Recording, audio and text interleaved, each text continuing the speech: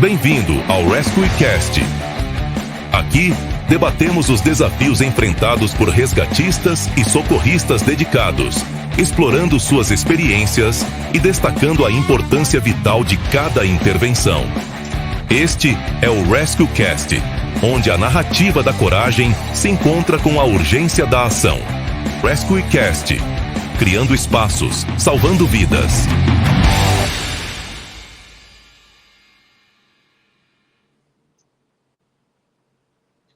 Olá, meus amigos, seguidores do canal Rescue Cast, criando espaços, salvando vidas. Bem-vindos ao episódio número 25 do nosso canal. Mais uma grande conversa sobre um tema bastante que gera bastante dúvida aí nos nossos seguidores, nos competidores, que a gente vai procurar debater hoje aí. Bem-vindo, Geller, para mais uma conversa. Bora lá, capitão.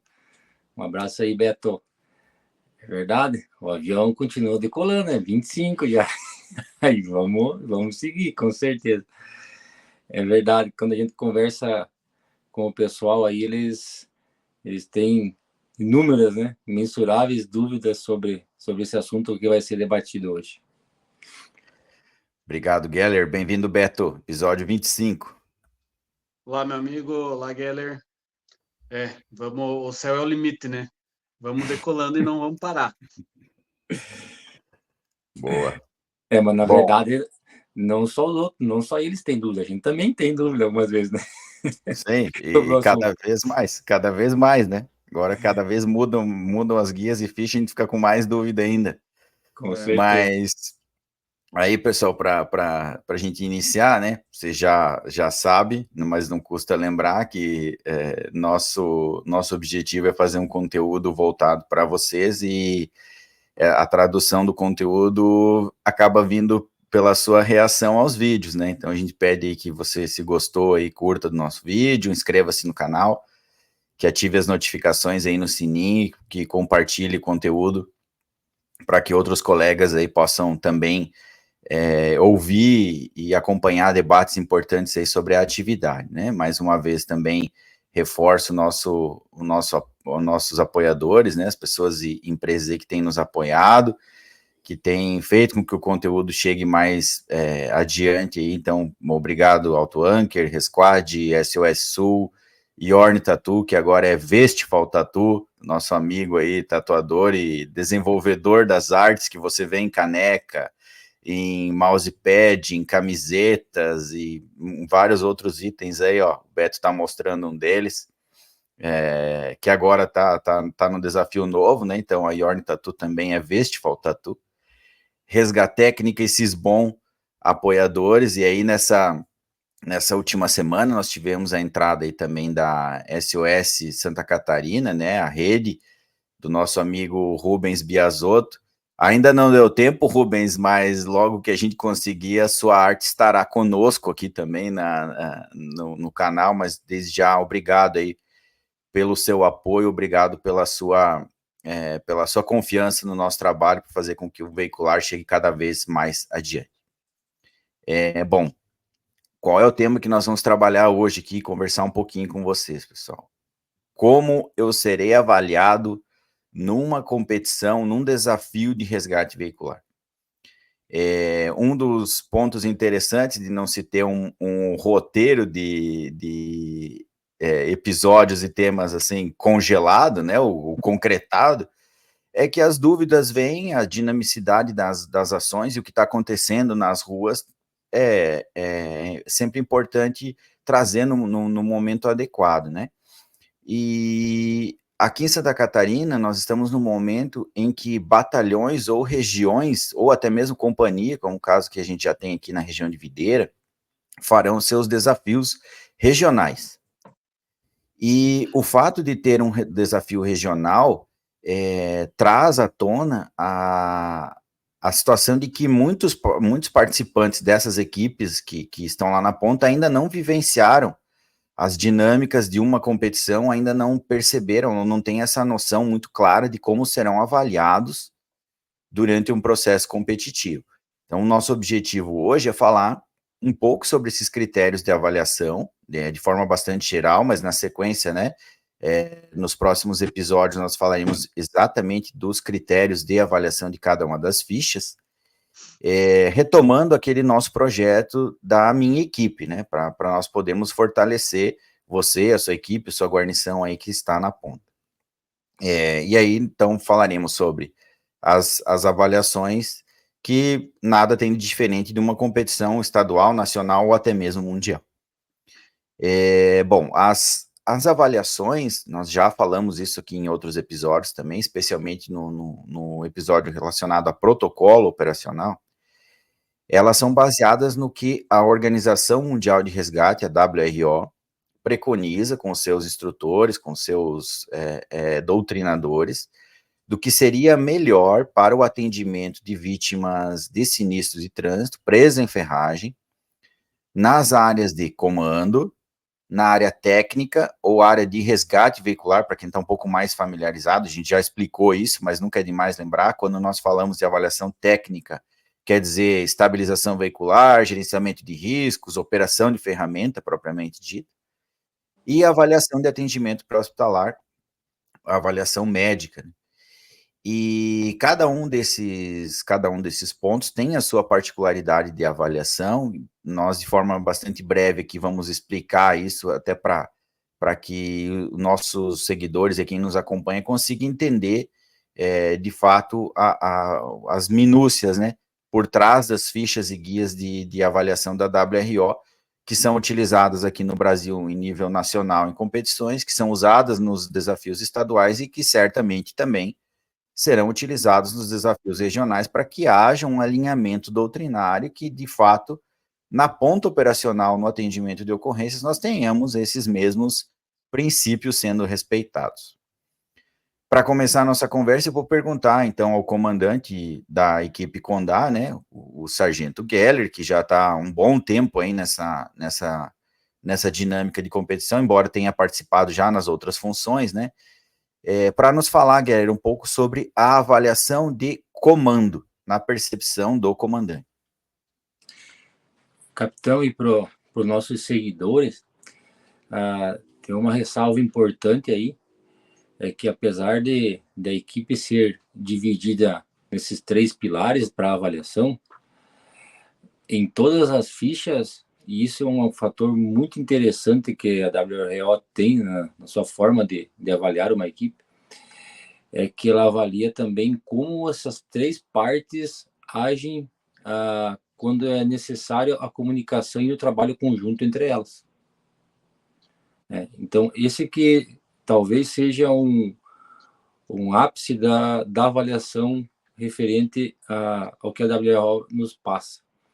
Porque a todo momento lá eles pedem, né, eles buscam avaliar como que é a comunicação entre comandante e socorristas, como que é a avaliação entre comandante e equipe técnica, como que é a comunicação entre a equipe de APH e equipe técnica. Então, essa avaliação dessa parte de junção das 3 funções é que é muito rica. E eles fazem com que a equipe entenda que, lógico, cada um precisa fazer sua parte. Mas se essa parte não tiver em acordo, buscando também entender a outra parte, para que essa junção forme realmente uma equipe e todos trabalhando pelo mesmo objetivo, não vai dar certo. Mas através desse modo eles entendem que vai e que dá certo realmente quando todos buscam essa mesma coisa. Mas falando especificamente do comando, e até a gente brincava aí em off e nos nossos treinos, que agora, como mudaram as fichas, né, para 2024, o comandante se ferrou. Para os caras que dizem que ele não faz nada, que não suja as luvas, porém, na descritiva aí, e na forma com que eles avaliam cada item, e está muito explícito ali que o comandante é o responsável pelo todo e principalmente pela parte de segurança, né, que é o que ele precisa buscar em todo momento. Lógico que aí está imbuída a parte de organização, está imbuída a parte de comunicação, lógico, mas lá no descritivo do comando são 6 ou 7 páginas. Então, é muita coisa. Porém, essas coisas se disseminam, né?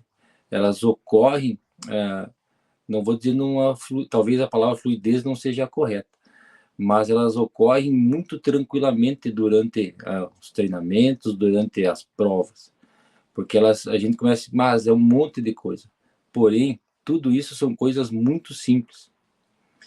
E eles elencam lá por níveis de como o comandante solucionou cada situação que está descrita lá, né? Vamos lá, começando desde do ruim, do péssimo, ruim, bom, muito bom e excelente, né?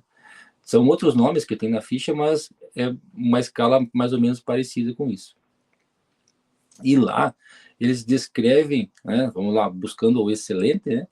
Eles descrevem o que a ação que o comandante precisa ter referente àquele momento para que ele tenha uma conduta avaliada como excelente. Eles fazem essa descrição. Ao mesmo tempo que eles têm lá uma outra ficha para avaliação de números, né, para contar pontuação, eles dão lá a descrição do que se eu fizer tal ação naquele momento, eu vou ser avaliado nesse item aqui, nessa forma aqui. Agora, se eu melhorar essa ação, para mim ganhar um 10, por exemplo, ou um 15, ou um 20, eu vou ter que me portar dessa maneira. Eu vou ter que solucionar o problema dessa forma. Eles descrevem isso. E isso é muito rico. Tem uma riqueza imensa. Até a gente brinca, né? Só decorar as fichas que vai dar tudo certo. Ô, Guilherme, mas aproveitando o teu raciocínio, assim, tu falou em decorar, né? E já para não deixar perder isso, talvez o comandante seja uma das funções que sofre mais com isso, e quem vai comandar as equipes sofra mais com isso também, porque em determinados momentos há quem diga que existem aspectos teatrais que o comandante precisa executar, até para que o assessor consiga perceber isso, né? Mas aí tu falou em fluidez, que eu acho que acaba sendo uma palavra interessante, além de naturalidade, porque a naturalidade ela se conecta com o que é esperado na ficha e o que é feito pelo comandante mesmo no cenário, né? Nesse teu desenvolvimento de raciocínio, eu gostaria que tu também inserisse essa dinâmica, porque certamente para muitos comandantes, quando o cara bate o olho na ficha e diz, tá, mas não é uma ocorrência real, como é que eu vou conseguir de fato alcançar aquilo ali? E a gente vê que sim, tem possibilidades, né? A palavra teatral, né, é muito forte nesse meio aí, porque a gente precisa na competição conquistar pontos, né? Ou pelo menos, né, como alguns dizem, você já começa com o 10. Então, se eu começo com o 10, eu preciso buscar manter ele. Então, algumas ações, sim, elas vão ser vistas através de movimentos, né, através de ações, porém, a maioria das ações de comando são perceptivas por comunicação. E essa comunicação na competição precisa ser de uma forma, não gritando, mas alta, para que o assessor capte isso. E uma grande dúvida das pessoas, né, é que os assessores, eles conversam entre eles depois do término da passada da equipe. E em algumas situações, o assessor de comando vai pedir, eu não ouvi o comandante bradar tal situação, a estabilização secundária, por exemplo. Aí, mas o avaliador técnico, sim, ele falou, eu ouvi, pode colocar. Essa conversa existe, né? Então, essa forma teatral é para que se fique marcado toda a ação que o comandante vai fazer. Para que realmente, né, apesar de a gente estar ali para uma questão muito mais de adquirir conhecimento, de trabalhar melhor depois na rua, mas ele tem o seu viés competitivo. A gente não está brigando contra alguém, a gente está fazendo o nosso trabalho. Se alguém fizer melhor, ok, paciência, a vida vai seguir. Mas para mim fazer melhor esse trabalho, eu preciso deixar isso muito bem marcado. Eu preciso usar essa parte teatral, né, essa parte comunicativa, principalmente, para que o assessor entenda o que eu estou fazendo, para que ele ouça o que eu estou fazendo e também, sim, para que ele visualize. Em algumas situações, sim, o comandante precisa, entre aspas, pegar alguém da equipe e levar lá próximo do que é para ser feito e dizer, ó, vamos trabalhar aqui, vamos corrigir aqui, vamos arrumar isso, para que isso fique bem taxativo, bem marcado, e os assessores, tanto nessa situação técnica ou médica e ou de comando, entendam o que a equipe está fazendo. Inclusive, algumas vezes, né, por alguns avaliadores, vamos assim, né, até a gente achar a tonalidade de voz, o grau de voz correto, uns avaliadores diziam, vocês se comunicaram muito baixo, e a gente não conseguiu ouvir quase o que vocês falaram. Alguns avaliadores chegaram, pessoal, a gente entende a vibração de vocês, porém, não é gritaria. Vamos baixar um pouquinho o tom de voz para que fique uma coisa mais serena. Então, até a gente conseguir mensurar isso, leva tempo, é lógico, né? Mas ela precisa ser feita. E esse ponto, Guerreiro, que eu vejo, assim, é talvez um dos mais sensíveis, né? Porque você já ouviu falar nos episódios aqui que a gente não chama de avaliador, né? Às vezes a gente acaba confundindo, isso é verdade, né? Mas é um assessor, e aí ele está assessorando o seu crescimento, por isso que ele está dando algumas sugestões, até do tom de voz, né? Do volume que vai se bradar, né, dessa vibração. E um ponto interessante que você comentou, Geller, sobre a questão do número de páginas agora, dessa avaliação de comando, é que ela cada vez mais foi para uma linha de objetividade. Ou seja, ela perdeu elementos, para quem acompanha o processo há um pouco mais de tempo, né? Ela perdeu elementos que no passado nos pareciam um pouco subjetivos. E se nós formos falar ainda em subjetividade, em percepção e entendimento, nós três aqui temos cada um o seu, embora nós tenhamos uma caneta muito parecida, porque treinamos juntos e estudamos juntos, isso é natural. Existe sim essa tendência de aproximação, que é o que a Abres está fazendo aqui muito, né? E aqui eu já vou até deixar um abraço de novo aí para o Júnior, que já foi nosso entrevistado, que tem liderado aí junto com o Coronel Rodrigues também essa busca por um entendimento, digamos assim, coletivo, né? Claro que eu não vou conseguir tirar alguns vieses de percepção, porque é histórico, né? Doutrinário, é nossa experiência, mas cada vez mais eu vou para um rumo de objetividade, porque principalmente na avaliação do comando, quando eu tenho algum elemento subjetivo, eu volto para casa com a minha ficha de avaliação e olho assim, tá, mas isso aqui eu fiz. Será que eu não fiz como ele gostaria que eu fizesse? E nos 5 minutos de avaliação eu não tenho esse tempo, né? Então a ficha ela ficou mais explícita ainda, muito mais minuciosa, para remover essas questões interpretativas e deixar exatamente taxativo. Olha, ele fez ou não fez? E aí fica mais claro da gente perceber se eu fiz de forma completa, 100%, ou se eu não fiz de fato aquilo, né? E aí eu vou rumando para a esquerda, mais próximo do zero, mas que isso fique claro, né? Eu acho que talvez esse foi um dos grandes diferenciais e avanços na ficha de comando, né? Porque, afinal, é alguém que está um pouco mais na retaguarda ali e tem ações do início ao fim do atendimento que tem, como já mencionou, né, Guilherme, tem conexão direta com as ações que os outros colegas estão fazendo, né? E em determinados momentos o próprio assessor técnico ele está ligado com a equipe técnica, ele não ouve, e aí que aí vem todos essa dinâmica de importância também e da necessidade de atenção também do assessor, né? Que a gente comenta aqui, porque nós também fazemos a avaliação das equipes em desenvolvimento e a gente fica assim, cara, extremamente dinâmico, são 25, 30 minutos de atendimento, eu não posso perder em nenhum momento o foco do que está acontecendo e eu preciso equilibrar a minha avaliação para também perceber o que está acontecendo aqui em paralelo, porque em determinados momentos a dinamicidade faz com que eu perca algumas coisas, né? E viu, capitão, para ver como tem a relação da parte desafio, né, e com a rua. E nesse mesmo exemplo aí do tom de voz, o assessor fez a seguinte pergunta para nós. Imaginem vocês dentro de um carro à noite, pós um acidente, meio confuso, meio desorientado, e chega uma equipe de bombeiro na gritaria que vocês chegaram na prova. Essa foi a pergunta. É assustador. Professor, mas professor entender o quão, e para quem está nos acompanhando, nos assistindo, o quão rica é essa parte da assessoria, o quão rica ela pode ser. E ele fez para o outro lado também.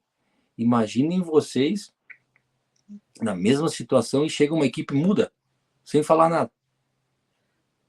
E alguém chega e te foca uma lanterna no rosto. Você vai se assustar ali no carro? A primeira coisa que tu vai fazer é se jogar para o outro banco. Então, ele disse assim, vocês precisam buscar essa neutralidade de ação. Né? E, inclusive, ele cobrou de mim. Olha só, comandante, você é a primeira pessoa que fala nessa ação. E a tendência da equipe é seguir o que você está iniciando. A tendência, não obrigatoriedade. E ele disse assim, se você estiver vibrando, a equipe vai estar vibrando. Se você estiver gritando, a equipe vai estar gritando. Então, atente para isso. A tua forma de comunicação, que é a maioria das tuas ações, te remetem para esse tipo de ação. Assim, você chegar e conversar no ouvido com um colega teu durante a operação, para passar alguma orientação, é bom para ele? Sim. Mas para eu que estou te assessorando, não, porque eu não vou saber o que tu está falando com ele. Eu posso até te dar uma nota alta na comunicação, porque eu vi que tu foi lá no ouvido dele e falou várias vezes, com todos da equipe. Porém, o que tu falou, o que tu pediu, o que tu buscou entender, a orientação que tu passou, ou a devolutiva que ele te deu, eu não sei. Então, por isso que vocês precisam bradar num tom aceitável para que a gente consiga ouvir. Viu, capitão? Deixa eu interromper. Mas ó que interessante, não é minha área, né? Não é o comando, mas e depois dessa aula que o Geller deu, fica difícil até falar. Mas olha como é importante também a gente trazer para a rua, e quando o Geller fala, por exemplo, do que ele falou ali da estabilização, né? Às vezes alguém bradar, se está pronta ou não, e outras pessoas não ouvirem. A gente falou de guarnição reduzida. Então, quando a gente fica mudo na cena da ocorrência, faz uma ação e espera que os outros já saibam que eu fiz sem comunicar, a gente também tem um problema, né? Quanto ao acesso precoce dentro do carro, quanto a alguma ação que ainda não está pronta, uma outra ação que antecede aquela. Então, não é, como o Geller falou, também concordo, não é a questão da palavra teatral um pouco forte. Eu acho que na cena da ocorrência também deve haver comunicação, e em tom que seja audível por todos os integrantes. E aí, quando a gente fala de cena de ocorrência mesmo, rua, a gente tem um problema ainda maior, né? Que não é um ambiente controlado, pode ser uma cena muito maior, muito mais ampla, e às vezes o teu tom de voz tem que ser muito mais alto. Então, a comunicação é importantíssima, é muito avaliada nas competições, e é importantíssimo a gente trazer para a rua também, né? Sim, com certeza. E eu até já ia emendar, Beto, porque na fala do Geller, e eu já aproveito, né? Ele fala assim, o comandante tem que ser o ponto de equilíbrio entre os demais equipes. Só que aí quando pega 3 granadas sem pino, que são você, o Pinheiro e o Vila, fica difícil manter esse equilíbrio, né? Eu já vou aproveitar e fazer essa pergunta, então, Beto. Além da parte de avaliação técnica, como que vocês têm, o Geller já mencionou, da avaliação em grupo, né? Porque, querendo ou não, as fichas, elas refletem aspectos que os demais colegas fazem também durante o atendimento, né?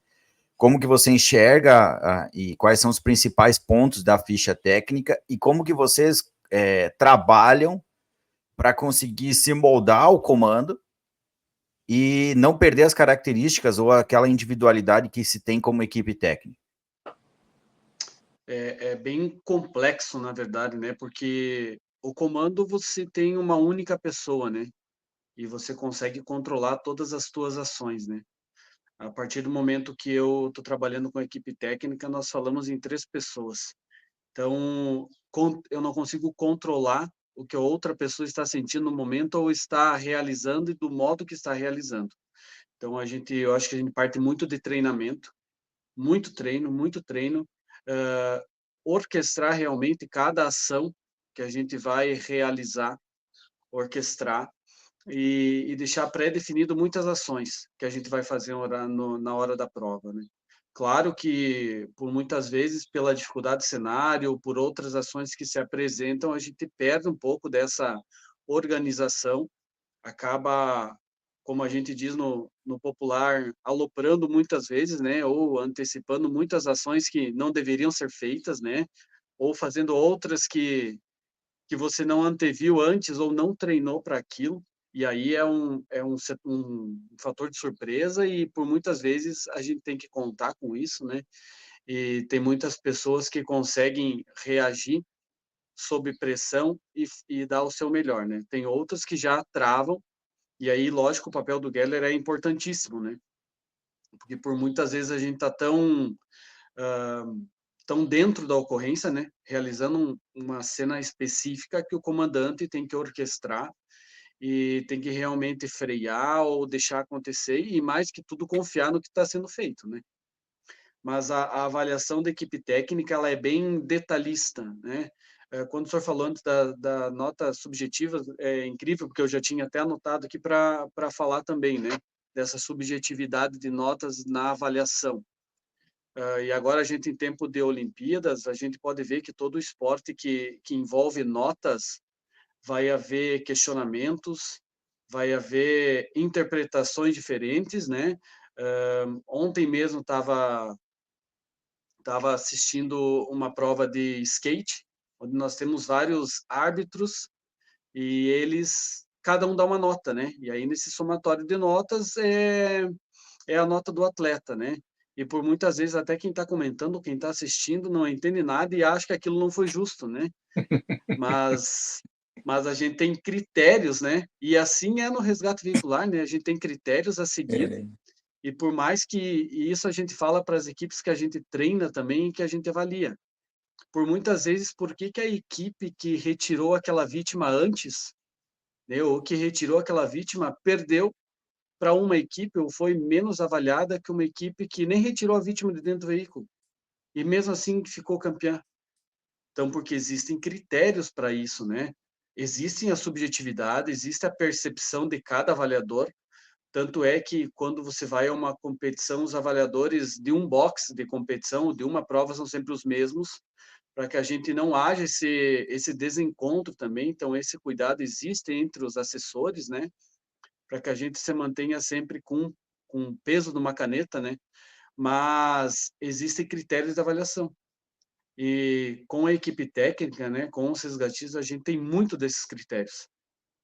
E eles vão desde a parte de operativa, desde o gerenciamento de risco, escolha de melhor ferramenta, operação dessa ferramenta e até na parte de extração, que seria mais voltada à equipe médica, a equipe técnica também é avaliada na forma como se porta e se realmente consegue fazer aquilo que é pedido na ficha de avaliação.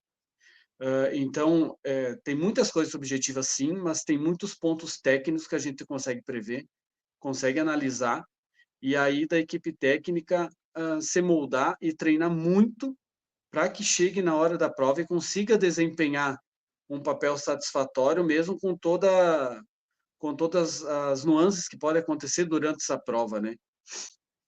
Ô, capitão, e eu acho que a minha percepção, né, apesar de todos esses anos de trabalho com o Beto, com o Pinheiro e com o Vila, e que um ponto chave, né, que apesar de a gente estar falando da avaliação e que tem relação com isso, é que a maioria das equipes técnicas sabem operar a ferramenta, né, sabem pegar e cortar uma coluna, sabem colocar um calço escalonado no carro.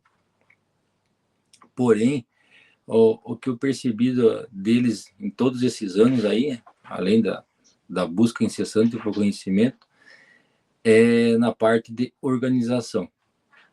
E eles cresceram muito com isso.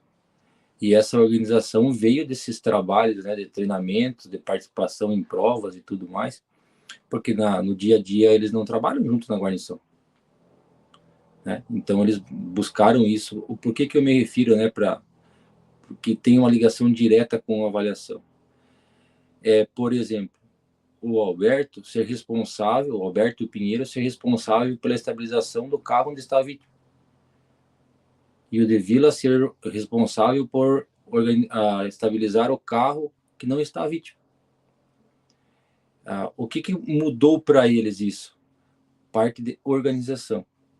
O que os assessores perceberam disso? Um trabalho mais fluido.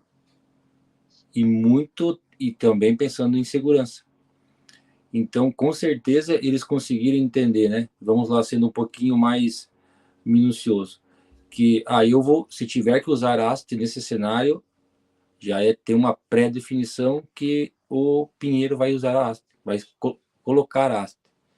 Então, tudo isso precisa ser daí, é muito avaliado por comunicação deles, né?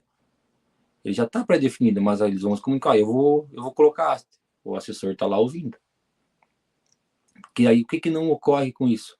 De o Pinheiro pegar a haste, não comunicar nada, não ter sido pré-definido, ele está lá colocando a haste, chega o Beto com a haste, vou colocar. Opa, mas tu já está colocando? Para o assessor, isso conta o quê? Falta de comunicação e desorganização, né? Então, pegar essa parte aí, né? E falando também da parte dos socorristas, e fatiar todas as ações para que cada um seja, se tiver essa situação, eu vou ser responsável por resolvê-la. Se nós não tivermos acesso para o interior do veículo, o socorrista tal vai fazer a abordagem da vítima e outro socorrista vai quebrar o vidro. Ele tem todas as proteções para trabalhar ali. Correto? Tem todo o IPI completo para trabalhar ali. Mas, se isso não estiver pré-definido, se isso não for comunicado, se isso não for organizado, o assessor vai entender que a equipe não primou por isso. Vai achar que foi uma confusão, né? Isso aí. E aí já começa a cair a nota de quem? De quem efetuou o procedimento. Já começa a cair a nota entre comunicação, comando e socorrista, né? Então, tudo isso precisa ser, além de comunicado, organizado, né? Mas se eu deixar para organizar isso depois, durante a prova, durante a ação, não vai dar certo. Isso precisa ser organizado antes. É a mesma situação de eu estar indo para uma ocorrência. Se eu deixar para conversar quando chegar na ocorrência, cara, vai dar rolo, não vai fluir. Vai dar confusão. E esse aspecto, né, que o Geller e o Beto já comentaram, e aí por fim do último padrão de avaliação, que é a avaliação médica, e que também já foi bem abordado aqui. Às vezes a gente olha num desafio, a equipe tirou as 2 vítimas e ficou numa classificação bem aquém do que esperava, né? É justamente por essa organização, porque a equipe de APH é uma das equipes que também sofre bastante interferência, principalmente da equipe técnica. E aí que entra num outro pilar. Vocês já ouviram o Geller falar bastante sobre comunicação, o Beto falou bastante sobre organização, e um outro pilar que é extremamente avaliado, especialmente nas equipes em desenvolvimento, especialmente nos primeiros desafios, é segurança.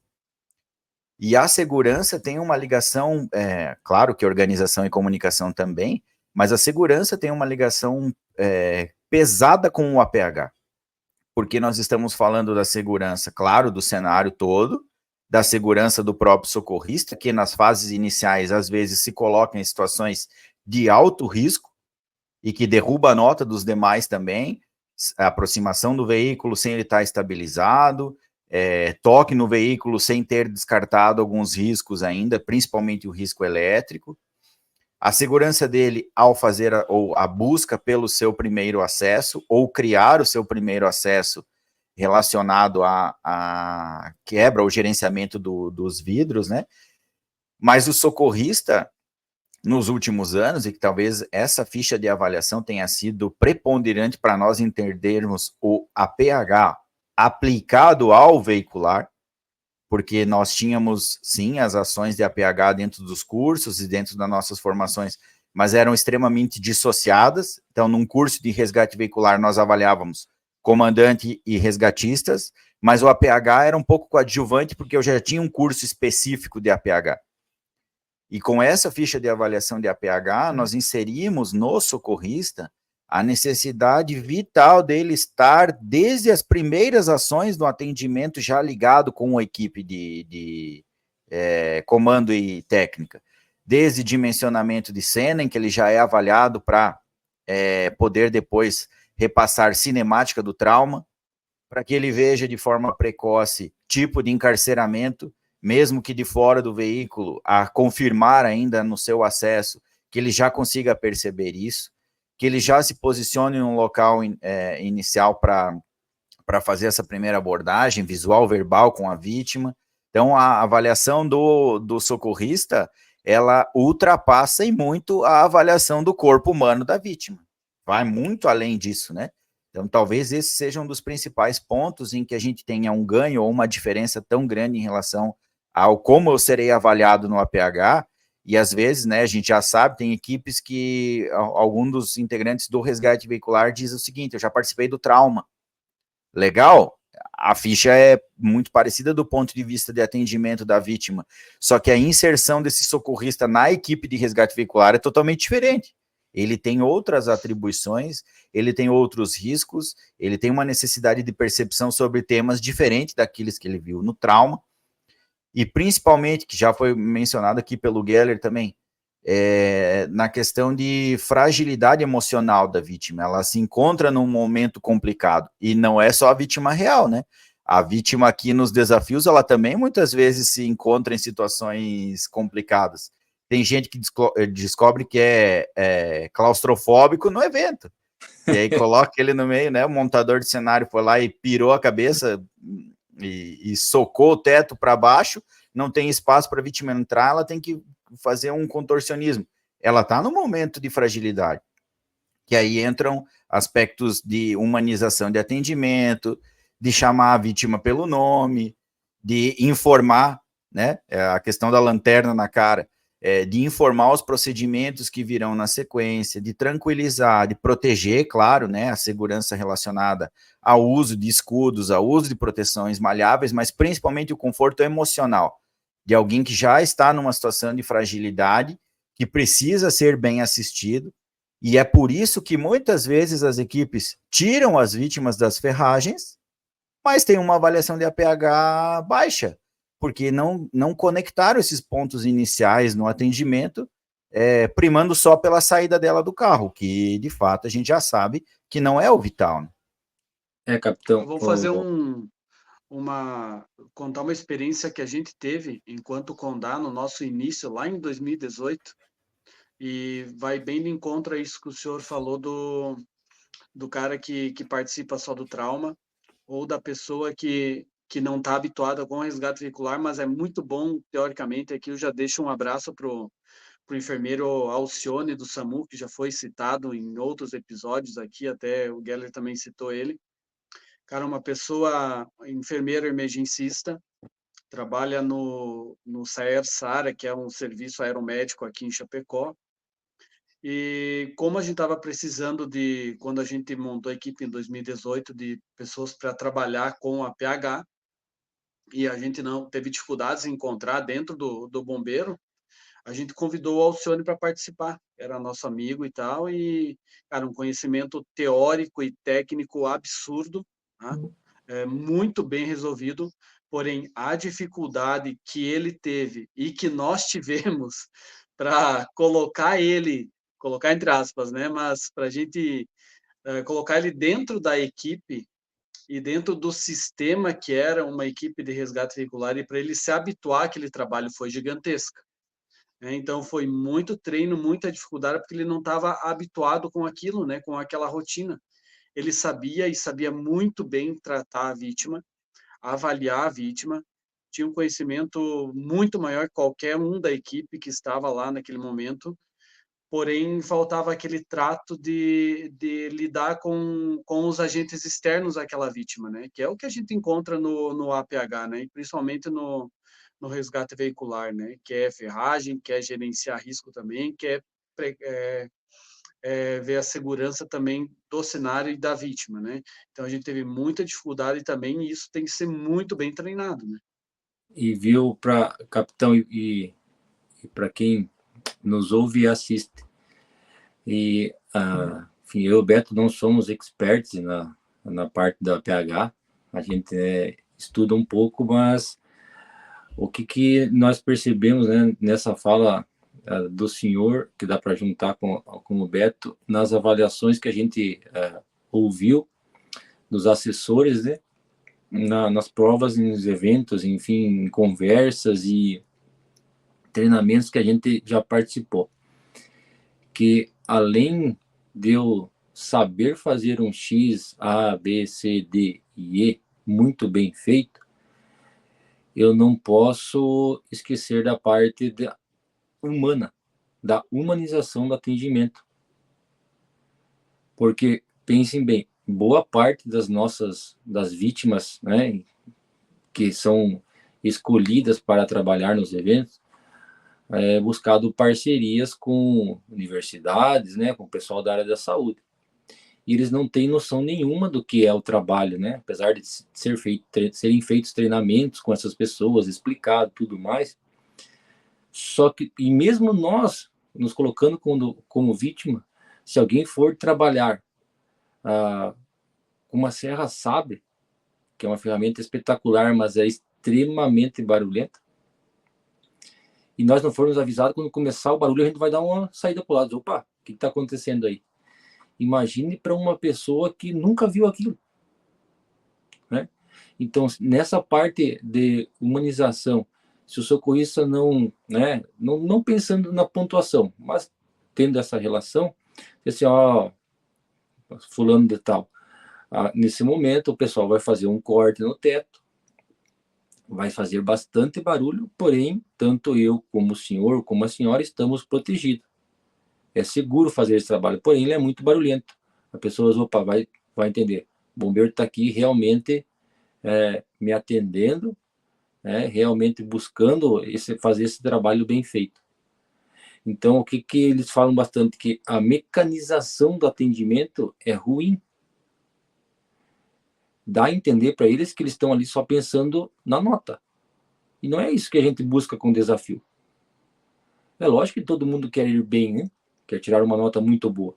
Só que quando transforma isso na parte mecânica, não vai ser boa. Apesar das fichas cada vez serem mais objetivas, só que existem atendimentos que são da mesma forma, porém um brilha o olho de quem está assistindo e brilha o olho de quem está assessorando mais do que o outro. Por quê? Por causa de buscar entender que sim, ela é uma vítima, mas é uma pessoa que precisa ser tratada muito bem. Sim, e um detalhe, né, Geller, que eu acho que talvez seja um dos mais difíceis da parte de APH, é que o comandante, por exemplo, o comandante ele dá as suas ordens e atua, e a equipe reage. A equipe técnica e o comandante tem um assessor olhando para ele. A equipe técnica faz as suas ações e os carros reagem, ou não reagem, dependendo da situação. Só que no APH, eu tenho que conectar a ficha, a minha ação, para uma outra pessoa que vai interagir comigo também, que muitas vezes vai conversar comigo nos cenários, ou não, né, dependendo do quadro dela. Mas eu tenho uma necessidade de conexão com outro elemento que é diferente do comando e da equipe técnica. Então, por exemplo, Não há necessidade do comandante dizer, estou inspecionando o bagageiro.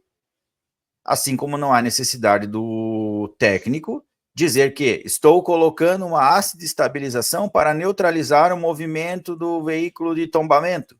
Não precisa. O assessor está vendo isso. Mas na parte do APH é diferente. Eu preciso verbalizar o que eu estou fazendo, tendo contato com a vítima, porque também em alguns momentos o assessor de APH, principalmente, que é quem mais sofre durante um atendimento, não consegue ver todo o atendimento. Há cenários em que veículos estão lateralizados ou capotados, em que eu não tenho essa percepção visual total.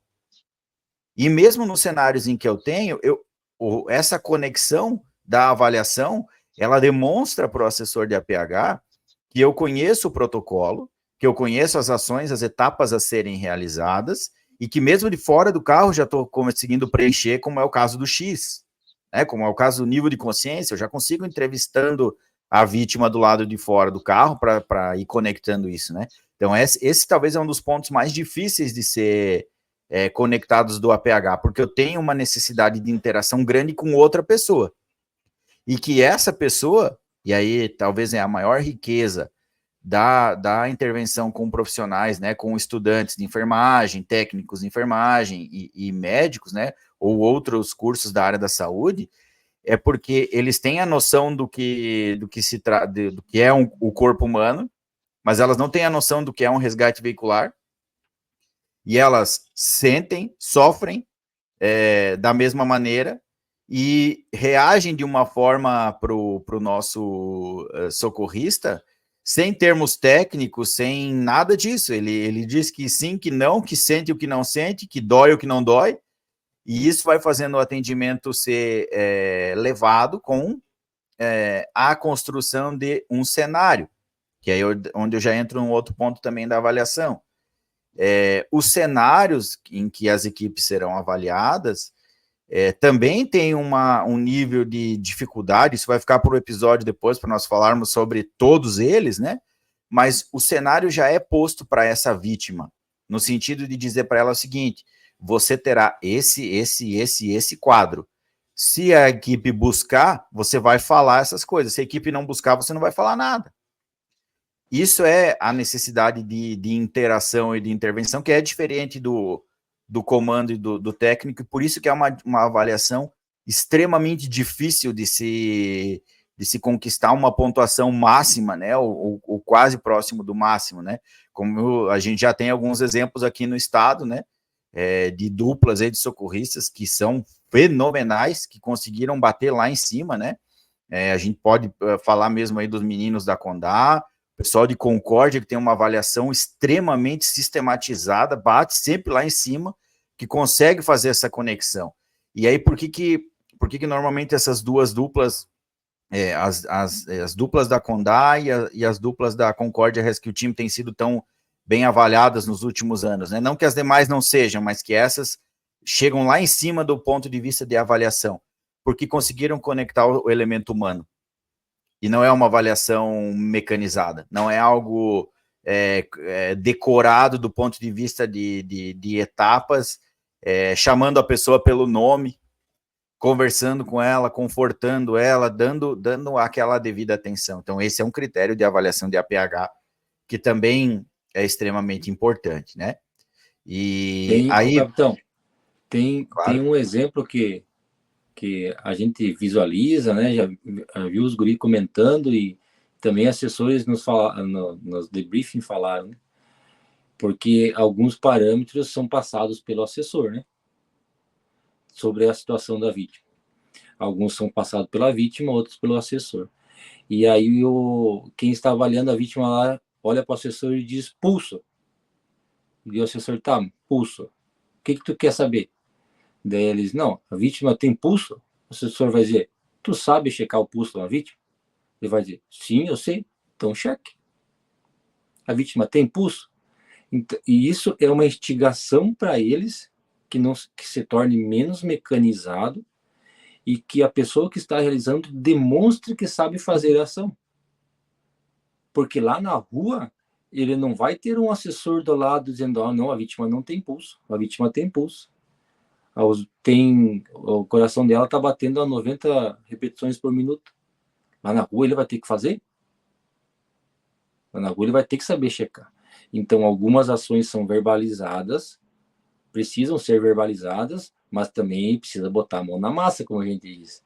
Às vezes, tórax da vítima está instável, ele vai ter que avaliar. Todo socorrista, né, toda pessoa que trabalha na saúde sabe fazer uma avaliação de tórax, que ele tem que apalpar para ver se tem alguma deformidade, alguma crepitação, enfim, não vamos entrar nessa área, mas estamos martelando que ele precisa fazer a ação. Né? Então, tem um oxímetro lá, tem um oxímetro disponível para colocar durante a prova, se tiver, né? E o socorrista olha para o assessor, a vítima está saturando quanto? O assessor, não consegue avaliar? Ele vai, tem um oxímetro que eu vou colocar. Então, as ações que têm que ser realizadas, têm que ser realizadas. Sim, tem que ser executado. E aí, nessa nossa linha de avaliação, você já acompanhou aí, são poucos os minutos aí que a gente falou sobre ficha de avaliação, mas já viu a quantidade de coisa que é avaliada, né? E aí fica aquela pergunta, mas eu estou começando agora com a minha equipe?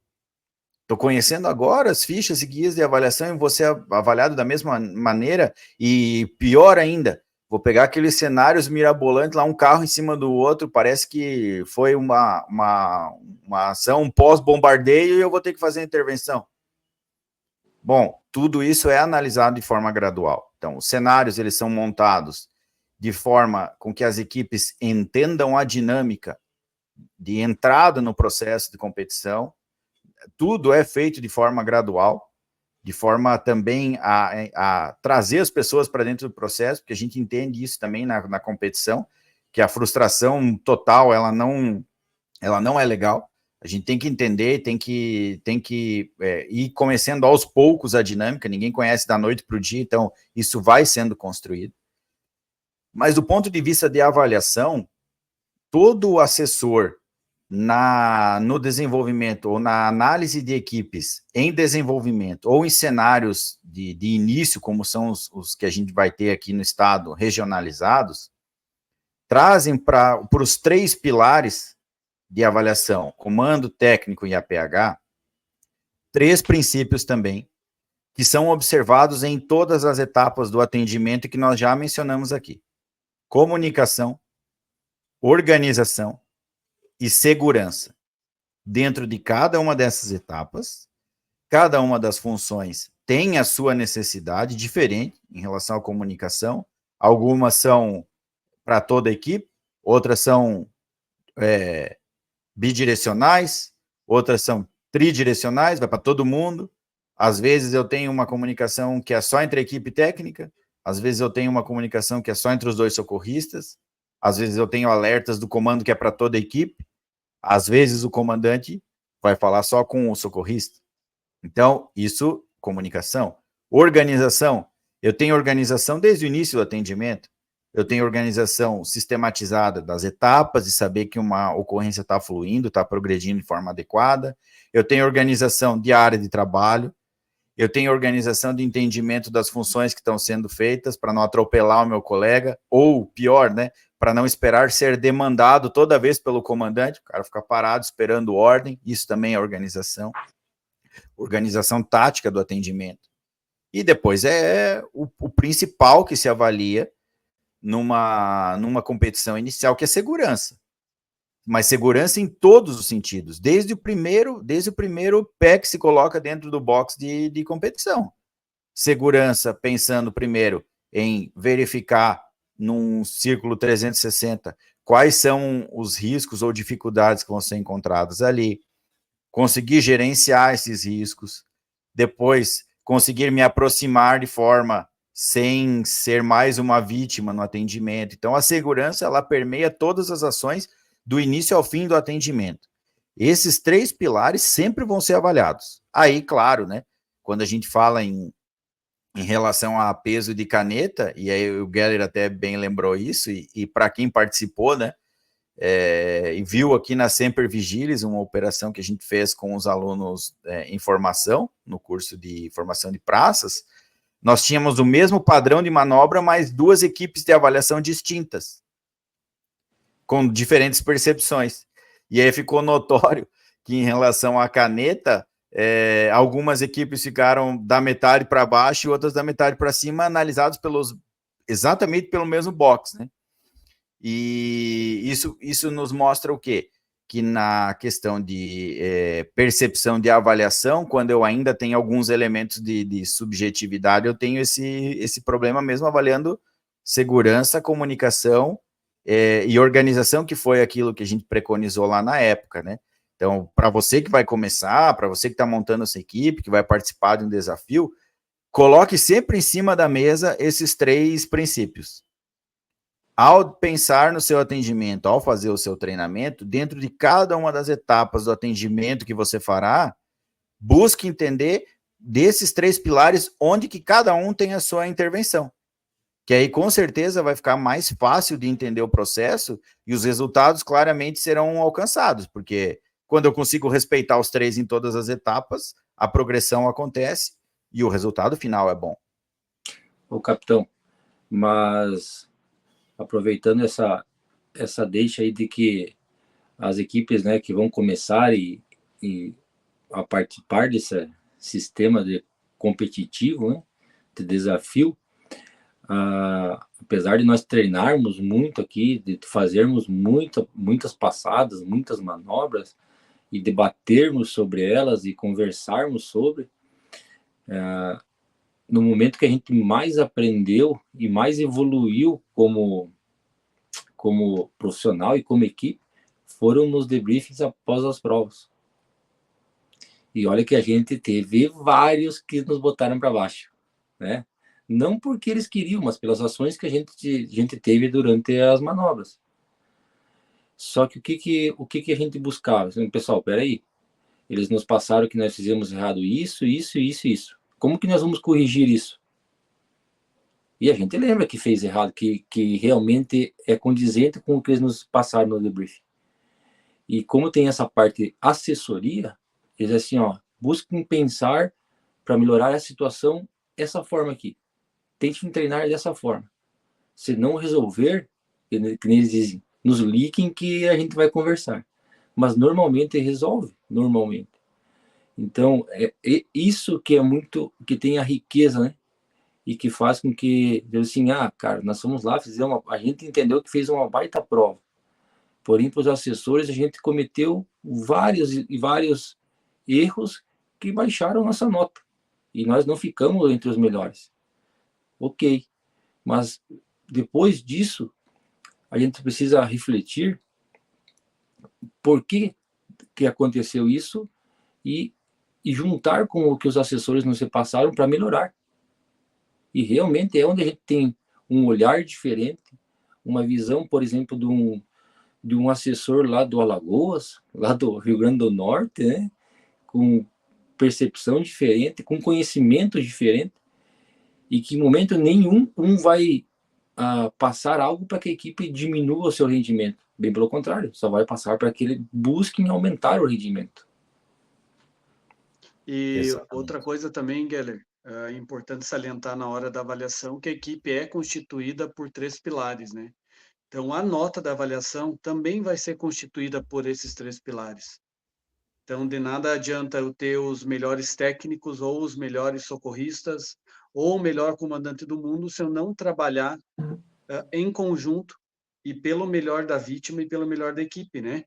E aí vai uma historinha rapidinha da nossa participação no Mundial em Luxemburgo 2022, na prova Standard, que a gente teve uma avaliação fantástica, tanto da parte do comando quanto da parte dos socorristas.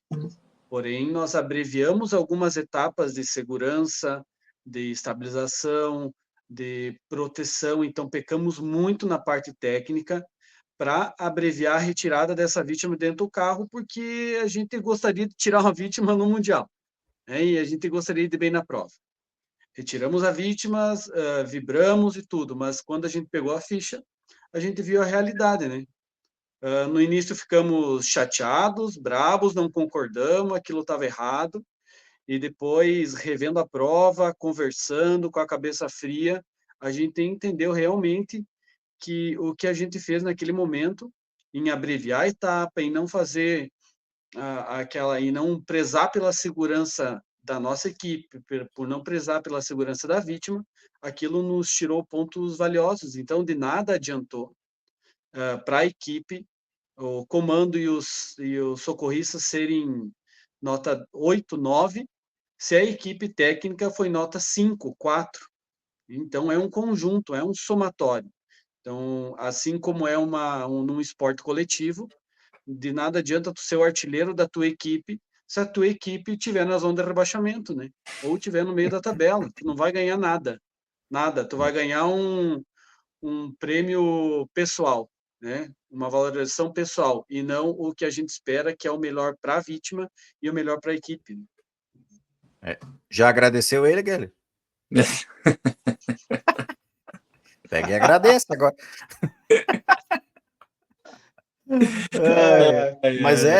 Mas é importante esse tipo de relato, porque é notório o início de em todos os lugares que se começa com competição, todos. O pessoal na parte de fora, ali nas grades, vai vibrando, né? Diferente de uns esportes mais tradicionais que a gente está acostumado. No nosso, por exemplo, saiu uma porta. Ei, ola! Saiu um teto. Oh! Aí é a hora que começa a sair a vítima, o excesso de vibração da torcida e da adrenalina do técnico faz a vítima sair com quase 3 metros de altura, porque o pessoal sai puxando ela, arrancou ela de todo jeito de dentro do carro e vai embora. Então, esse tipo de coisa são as minúcias da avaliação, e foi por isso que a gente quis trazer alguns relatos nesse episódio número 25 a respeito disso, né? Finaliza aqui? Lógico que não. Então, qual é a nossa proposta? E por isso que a gente vai retomar nessa linha dos episódios da minha equipe. Nós vamos abrindo a caixa de ferramenta de cada uma das fichas de avaliação, analisando o que se espera e o que é errado nos pilares, para que você que acompanha o canal, para que você possa desenvolver sua equipe, entender qual é essa dinâmica de doutrina. Então, nós vamos passar isso nos nossos episódios aí, quando falarmos de a minha equipe, porque realmente são coisas que ou você vai ouvir de um assessor num debriefing, e às vezes nem tempo dá, porque o assessor vai ter que focar naquilo que foi mais gritante, e as minúcias não vai conseguir ver. Nem todos os desafios ou treinamentos são gravados.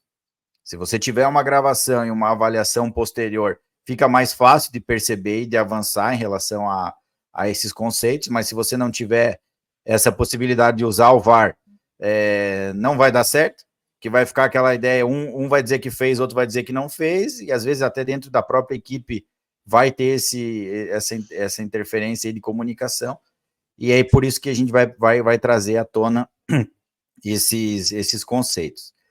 De forma muito geral, era essa a ideia que a gente queria trazer hoje, sobre aspectos de comunicação, de segurança e de organização na avaliação das equipes.